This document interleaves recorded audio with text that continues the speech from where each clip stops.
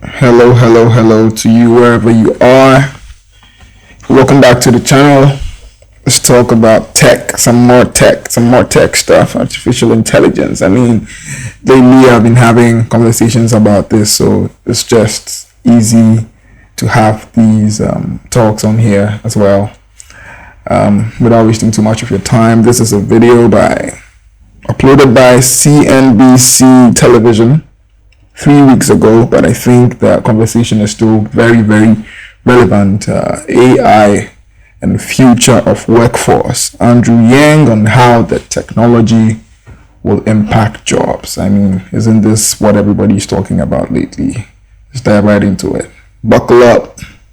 Amazon CEO Andy Jassy says artificial intelligence will lead to a reduction of its corporate workforce eventually over the next few years. He wrote in a memo to employees that they should figure out, in his words, how to get more done with scrappier teams. That's nice. Joining us now, former Democratic presidential candidate Andrew Yang. It's a daunting future we have, Mr. Yang, obviously, and you've been. I was at was it a book party that I attended for you? A book event. 6 years ago, talking about this on the horizon and the need for maybe even back then universal basic income. I guess at this point you're thinking, wow, it's accelerating faster than you even thought. Yeah, it's here even faster than I'd imagined back in 2019 and 2020. And I talked to CEOs who are replacing thousands of customer service workers with AI, entire design departments, even coders are being supplanted. And Becky and I were just talking about how we used to tell our kids, hey, if you major in computer science, you'll be good to go. And now those graduates are having a hard time finding jobs. It's starting to appear in the numbers for research. Isn't it interesting? Isn't it funny that some years ago, just a few years ago, if you studied, really good, engineering course, a science-related course, like in the university, it's like once you study that program, it's like you had your foot on something. And it's looking like with the advent of this new technology, it's like, okay, in a few years, your children may be singing a different tune. It's like, it wouldn't be a huge deal to be studying computer science or computer engineering or any other form of engineering for that matter, because bots will be doing what human beings can do. I think we are panicking way too much. I've said this in an earlier video, but let me not get ahead of myself. Let's just listen to more from Andrew Yang. Recent college graduates and entry-level white-collar work. If you're a science fiction believer, I was going to ask you whether the whole Luddite course that we've heard for 150 years, that it's never actually it's always been better technology long term. Maybe not always, but many times even more jobs are created from the technologies that being displaced, whether it's internal combustion engines or whatever you want to look at. You would argue this time is different with AI, and then it's not. I mean, then if you, like I said, science fiction, not just displacing us from work, but maybe just displacing us altogether 100 years from now. Yeah, well, we have to take a lot of those science fiction style scenarios very seriously, Joe, in my opinion. And the most common job in 29 states is still being a truck driver.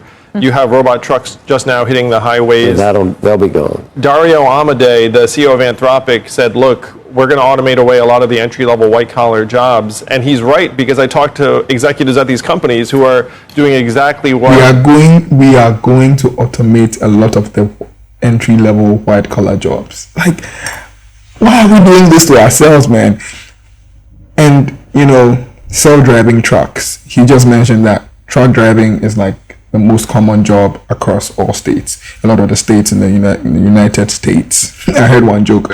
One guy said, having the name United States doesn't make any sense because the whole point of a country is for the states to be united. But that's a story for another day. It's like he said, it's like saying the united pages of a book. Doesn't make sense, but story for another day. You literally just said that across a lot of states, the states you have, truck driving is the major, it's a very common job.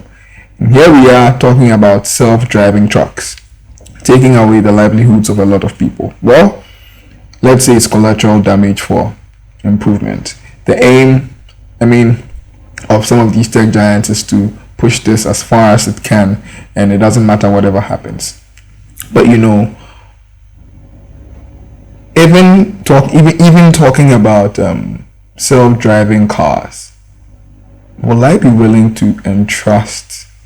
Will I be willing to sit in a car that has no driver, like to entrust that it will get me to my destination?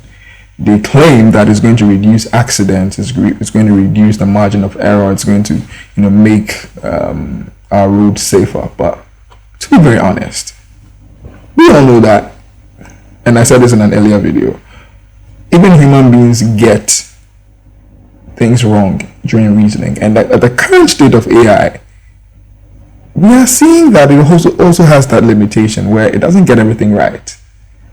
Maybe one day it will get to a very higher accuracy, but as it stands, I don't know why we keep pushing the narrative as though it's like everything has been sorted out, and so we are ready for this new phase, and so let's wipe out every job that bots can do. I feel like we are just self-sabotaging at this point, and it's uncalled for, if you ask me. Andy Jassy is talking about Amazon, looking around saying, hey guys, instead of hiring a bunch of 22-year-olds, maybe we should have AI do that work. So I fear for the next generation, because all of the experience that maybe we got in our 20s and 30s, there might not be that kind of ladder available to them. Look, Andy Jassy said that he wants employees to kind of... Let me just put this out there. I really do not like Andrew Yang's demeanor while talking about this. It's like, you know what, I've climbed the ladder, I'm fine, you guys are coming, you guys are gonna stress. I just don't even like the way he's looking. He looks talking about this, to be very honest. It's just, but that's just me. Maybe that's just his normal resting face, I guess.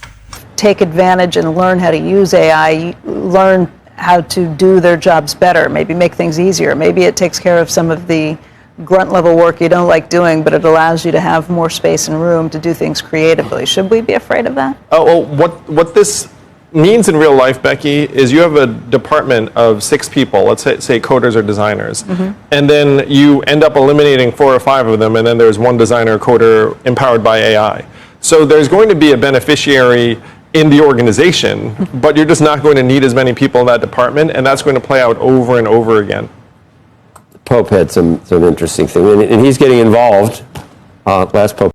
And so you're going to eliminate as many coders or designers as possible, and I feel shot at just now, because I am a graphic designer, and so this speaks to me very directly. So it's like you're going to eliminate as many graphic designers as possible, leaving the 1% who are empowered by AI, and it's like they are going to be able to work more efficiently. I was having this conversation with my wife, and I was saying there's going to come a time, if all things being equal, if this move is fast tracked, as they are saying, that it's so much around the corner. It's going to come a time where it's going to be like you either join them or you lose. So what I mean by that is, in case the Neuralink, for example, succeeds, if all the what's the word? If it's allowed medically, if it's allowed for human beings to, have this without even being paralyzed or anything, if just normal people are allowed to have it, if the technology is pushed so well, and now it actually enhances human thinking, assuming that we do not need to learn things to know them, we just have this AI attachment, and it's like we are superhuman. So it's going to get to a point where the job applicant who doesn't have that attachment is the one who's going to miss out, based on what he just said. Like, the one that's going to be left is the one that who will be empowered by AI. But I also feel like there's going to be a time where the competition will be amongst those who have actually decided to be united with artificial intelligence to the point where so that they do not miss out. It's like how now if you're applying, for example, for a graphic design job, because Adobe it has monopoly in terms of the industry at the moment. It's like it's the industry standard. Photoshop, InDesign, Illustrator, Premiere Pro, After Effects, name it. All of these design softwares are by this one company, and so it's like the app for a designer to be qualified for a design job. It said you need to be proficient in these softwares. It's like if you're not proficient in them, you may be good in others, but it's like most jobs would want you to be proficient in this particular one. And so there's going to come a time where you need to be united with the AI. Maybe right now it's like having AI skills, but I feel like there's going to come a time where you literally need to have it as an add-on, however it's going to happen, whether it's going to be an attachment in our brain, a chip, whatever it's going to be. There's going to come a time. As to whether I'm going to get one or not, I do not know. But let's continue. Was big on climate change. This might be important. And he says the worlds of science and politics need to immediately tackle this problem without allowing scientific progress to advance with arrogance, harming those who have to submit to power. And he's going to host a lot of people. But right now it's just breakneck. There's no governors on what's happening whatsoever. If you think about the incentives of the individual firm, it's just to go as fast as possible because there's like a bit of an arms race in terms of compute. Literally. And the data and the model, literally. And then they'll look up and say, our competitor is China, so I got to go. The question is what happens to people? And I'm someone who, I'm not anti-progress, anti-innovation. I think all of that stuff is very positive, but you have to be clear-eyed about the impact on people, on organizations, on workers. And in my estimation, this fourth industrial revolution is the most dramatic thing that's happened to our society in history. AI might be the most radical breakthrough in human history, and so we have to think much bigger. That allows more spare time. That allows. I had to pause on this thought. In the fourth revolution, yes, this is like a huge deal, especially in the first world countries. If you're like me in a third world country, I'm in Africa. I'm proud of it. I'm proud of my country, Ghana. To be very honest, it's going to take a while before we see things that are happening in the West. For example, Microsoft did like a third layoff, like a massive one. I think about 7,000, 9,000 or 7,000. I've forgotten the actual figure, but this is after several thousand have already been laid off. So it's like it's huge. Now it's like AI is really coming for people's jobs, to be very honest. Like you see these TikToks of people complaining, I've been laid off, this and that. And it's like, we don't see that happening here now because of obviously it's going to take a while. But interestingly, because because of the internet and people like remote workers, I am part of that group anyways. People who work online, people who do anything digitally related. Is that in English? I do not know. But yeah, take it or leave it. Anybody who does anything online, even though you may be in a third world country, a second world country, whatever, you are in a way on a certain level playing ground. And so everything that happens to people in the West or in the first world country can actually happen to you because you are part of that workforce in a certain way. It may not be first-hand like we're seeing people literally being laid off, but most things that would have been required of you to do online now, the AI is coming for that particular job because it can do it. It can do it well. It can do it faster. It doesn't go to sleep. It doesn't take days off. It doesn't go on maternity leave. It doesn't go on paternity leave. It doesn't say my mom just passed, I need a few weeks to grieve. It doesn't do any of those things. And so, yes, as long as you work on the internet, you're kind of on the same playing field. People to we become so rich from AI that maybe you can do UBI, and not everyone has to work 5 days. You gave me a thumbs up. Is that the answer for you? To me, that is the answer. The question is, how do we get from point A to point B? Because right now, the beneficiaries of AI are going to be a small handful of firms, and then the average 22-year-old or truck driver or whatnot is going to be just looking around saying, where did my job go? And they're not going to be experiencing that kind of value. That, to me, is what government and politics are for. That's what got me into the Democratic race in 2020. Unfortunately, right now, our political class is very, very far away from these problems, and one of our goals should be to try and bring them together, the way the Pope's describing. All right, so what do you think of the, I don't know if you call it a rider, but the initiative that's trying to be pushed into the budget bill, the one big beautiful bill right now that has made it through the House version? We don't know what's going to happen with the Senate entirely because of the Byrd rules. See the lady waving at the back. I think it's a glass separation, and then she's waving. I don't know. I think she wants to be on live. And others. It has made it through the House version. We don't know what's going to happen with the Senate entirely because of the Byrd rules and others, but it's a move to say state attorney generals, other states have no way of setting any rules or guidelines or laws around AI, that it should be only allowed at a federal level. By the way, there are backers, a lot of the big AI names that are backing and kind of lobbying for that. Oh, certainly if you're an AI company, the last thing you want is a hodgepodge of state rules that you then have to navigate or run afoul of. And a lot of these fronts, including social media, by the way, what you see is you see a federal hands-off approach, and then the states at some point step up and say, you know what, I don't love this treatment of customer data. They're trying to avoid that in AI. If you're going to have that, then you would need a buttoned-up, sensible approach from the federal government. Guidelines before you. Yes, exactly. But the incentives for the corporates will be, let us do whatever we want. And then even for the individual legislators, it'll be like, oh, do I want to mess with the AI guys? Not really. So you're going to end up with a Wild West approach. What do you hear? You say that you talk to CEOs who are talking about all the people they're getting rid of, jobs that they're replacing with AI. What do you say to them? What's your approach to say, hey, this may not be great in the long term? I say come clean. I say just, and by the way, Andy Jassy making those public statements, Dario Amodei making those public statements, they're signaling to us, guys, we are going to be getting rid of a lot of workers. We're going to get leaner and meaner. So please, if you're in government, do something about it, because their responsibility is not society-wide. Their responsibility is just to make their organization successful.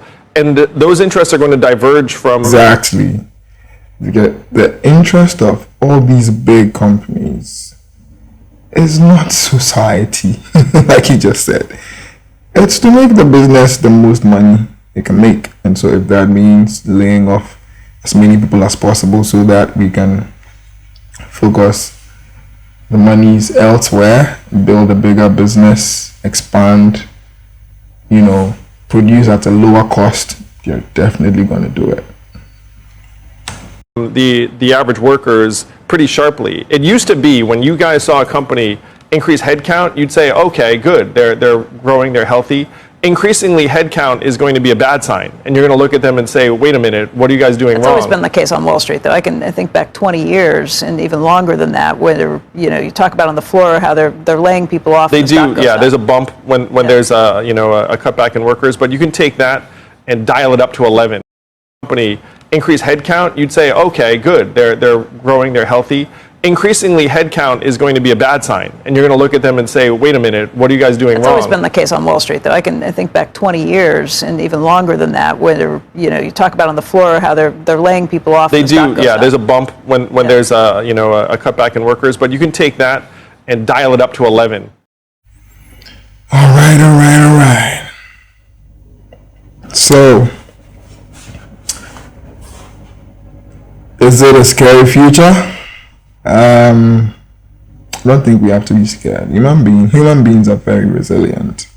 We've survived a lot. And to be very honest, there's still a part of me that feels like this is a lot of times blown out of proportion. I think it's not going to be as easy as these tech giants make it look. That we're going to replace all the humans, you know. There's a video I want to actually make. It's a documentary. It's kind of long, but I'll probably section it. Not so long, but it's in almost 40 minutes. So I'll try and find a way of sectioning it. It's about the slavery behind AI training. You know, all the data that AI is being trained on, and how it's even being trained. It's messy, and so even right from the start, it's an interesting video. We'll talk about it, how that the labor is not even being paid well. So right off the bat, human beings are not even being treated well, even for doing the work of training these AI models. All these large language models that we have are not being fair to the people training them. And so only for us to get to the point where, yes, they are well trained and they are still messing everybody up in a certain way. I think that some jobs will survive. Like I said, human beings are very resilient, and so it's not going to be an easy, you know.